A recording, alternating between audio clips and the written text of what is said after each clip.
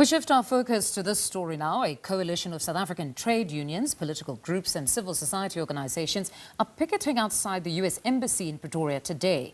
They condemn what they describe as the U.S. military invasion of Venezuela and the abduction of Nicolás Maduro and First Lady Cilia Flores. COSATU says it supports the protests, adding that the U.S. actions violate international law and Venezuela's sovereignty. SABC News reporter Ditaba Tsotetsi is at the U.S. Embassy in Pretoria and joins us live with the very latest. Good afternoon, Ditaba. Let's firstly start with some of the groupings present there. Which have you caught sight of?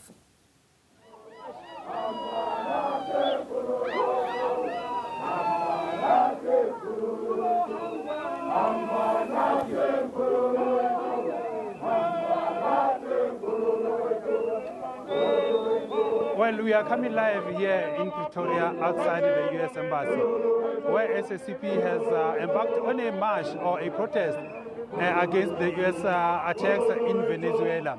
Several organizations are also part of this picket here outside the embassy in Pretoria. But with me now, I'm joined by one of the picketers here from South Africa Latin American Association, Mr. Mohamed Desai. Thank you very much for your time, sir. Why is it important for you as the organization to join this picket? Thank you firstly to the SABC for covering this protest and this picket. For us, it's important for three reasons. Firstly, we are in condemnation of the violation of sovereignty of Venezuela, the attacks and the bombing of Venezuela over the weekend, as well as the kidnapping of President Nicolás Maduro and his wife. Secondly, we are in protest against the flagrant violation of international law as well as various precepts of the United Nations and various other international instruments and institutions. Thirdly, we are here because yesterday it was Afghanistan and Libya. Today it's Venezuela. Tomorrow it could very well be South Africa. But it seems like currently the US president doesn't willing to listen to anybody. Do you think this protest or these pickets, especially around the world, because they are not only happening here in South Africa, we saw on Sunday many citizens around the globe took to the streets raising their concerns about these attacks. Do you think Donald Trump will listen to these movements?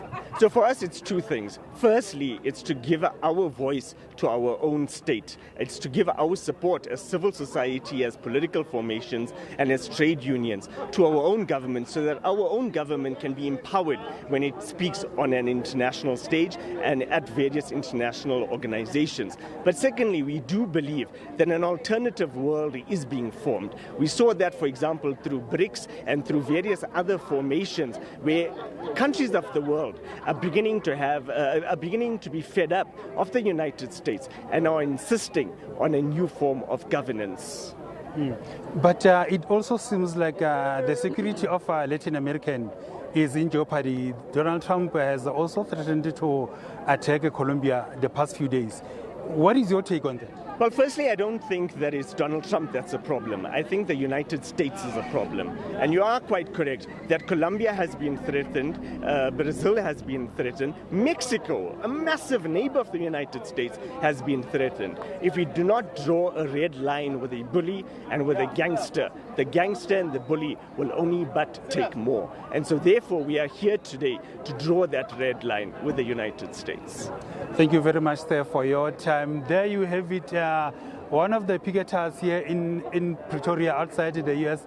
Embassy from South Africa Latin American Association, raising their voices or concerns about what is happening in America, especially the Venezuelan issue, because we remember that on Saturday Donald Trump took a unilateral decision to attack Venezuela and capture its president to the U.S., where he's going to go through the U.S. courts on allegations that he is associated with drug trafficking in Venezuela.